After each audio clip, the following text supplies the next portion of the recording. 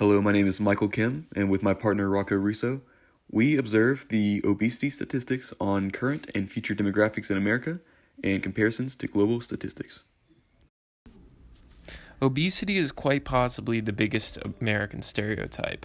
If you've ever been on an online forum, especially one with a large foreign population, you'll know that the biggest joke is how us Americans love our burgers.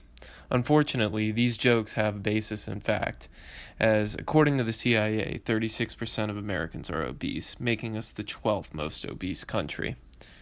Recently, there have been a lot of efforts to try and remedy the problem, such as Michelle Obama's Eat Right program and several others.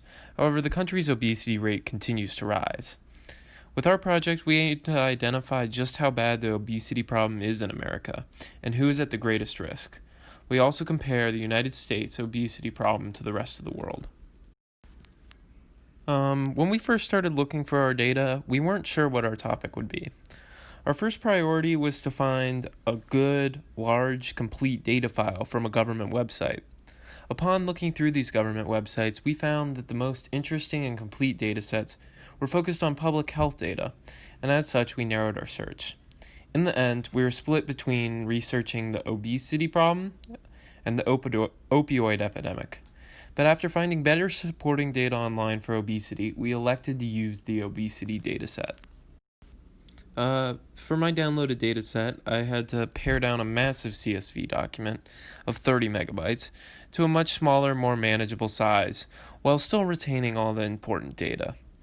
One of the first things I did when paring down the document was drop all the rows with missing or incomplete data. In addition to this, I also removed data with low sample sizes and high variance. In the process of cleaning my data, I deleted and merged several superfluous columns, including the fact that there was a year start and year end column when all the reports took place in 1 year, so therefore I could merge them into a singular year column. For our project, we required information from 3 different websites containing graphs and tables.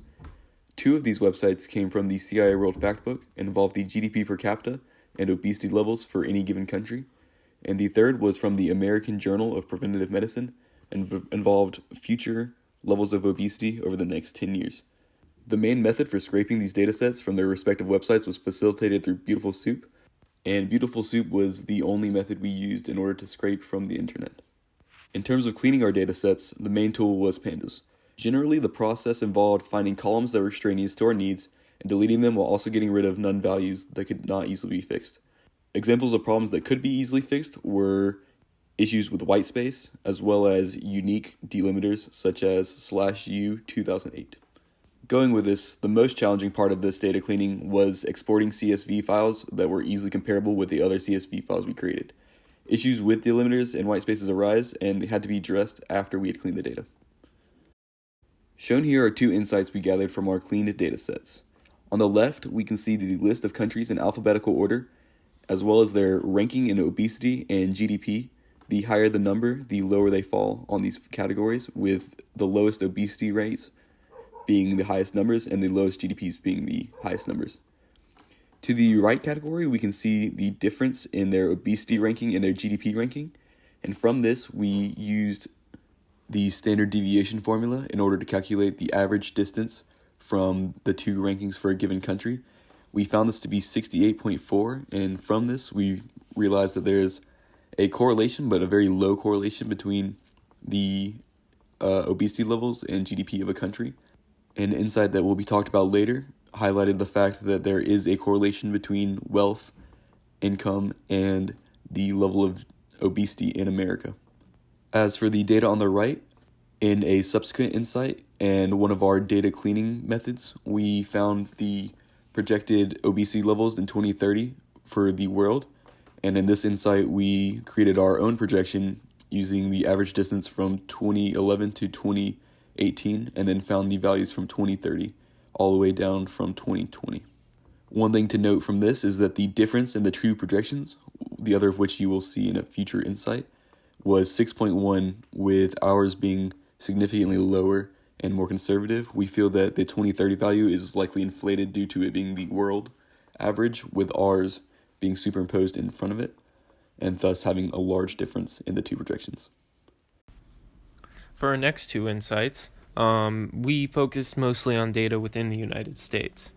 As you can see on the right, I have the sample size, the amount of responses that were obese, and the obesity rate for various states and territories of the United States.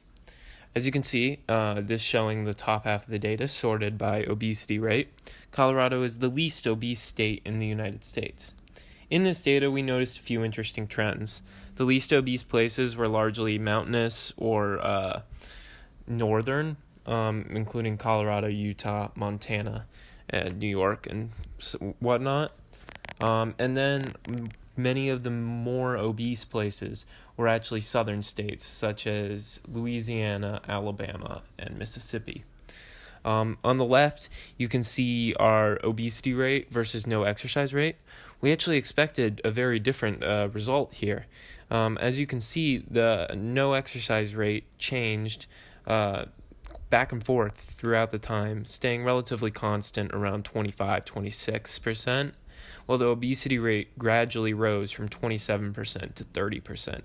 We were expecting a direct correlation there, but we didn't really find it, which is interesting in of itself, as it suggests that many Americans are exercising but are still obese. Highlighted here is our most important insight, and in this we could find different strata and plug in different strata in order to find the most likely and most acceptable grouping for obesity levels in America, as well as their future discrepancies and how high their projected value is going to be. With this, and the one we're highlighting right now is the race stratification.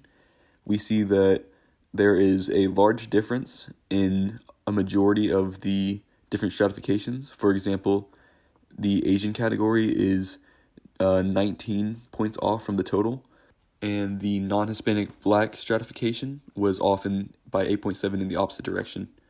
Highlighted here is just one of the stratifications. We have a total of 8 different stratifications that are possible to plug into our code and have varying results based on age, gender, race, education, and income.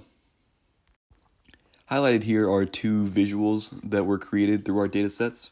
The one on the left is a least squared regression line comparing the average obesity in a given country to their GDP rankings. This is similar to a previous insight we had, but instead of using standard deviation as our calculator, we used a least squared regression line. With this, we found that there is a positive correlation as the slope is positive, but the R-squared value is 0.2, meaning that the correlation is relatively low. It is present, but it is not significant. The line graph highlighted on the right shows the world data for projected obesity through 2030 by the American Journal of Preventive Medicine. And from this, we used our data from previous insights in order to calculate the American data based on this one. And from this, we found that there is a disparity and an increasing disparity between the world and America throughout the year gaps. As you can see, from 2015 to 2030, there's an increase of 0.5% gap from the world and American data. For our last data visual, we have this chart showing the obesity rates for Americans of various economic classes. From left to right, the blue to brown goes from less money to more money. As you can see, the wealthier Americans generally had a much lower obesity rate than poorer Americans. This is interesting because in our international data, when we compared the obesity rates to the GDPs of various countries, we found that poor countries were disproportionately less obese than rich countries. However, in the United States, the poor are more likely to be obese. This is likely due to the fact that there are less people starving in the United States, and that the poor in the United States are more likely to be eating unhealthy food instead of eating no food. For our important and overall conclusions and gatherings, we found that there is correlation between Americans' race, gender, education, income, and age, and this is significant as we are able to hypothesize as to why certain traits make an American more susceptible to obesity. For example, we use this process to find that there is an indirect correlation between the socioeconomics of a person and their obesity levels, with poor Americans having a higher rate of obesity.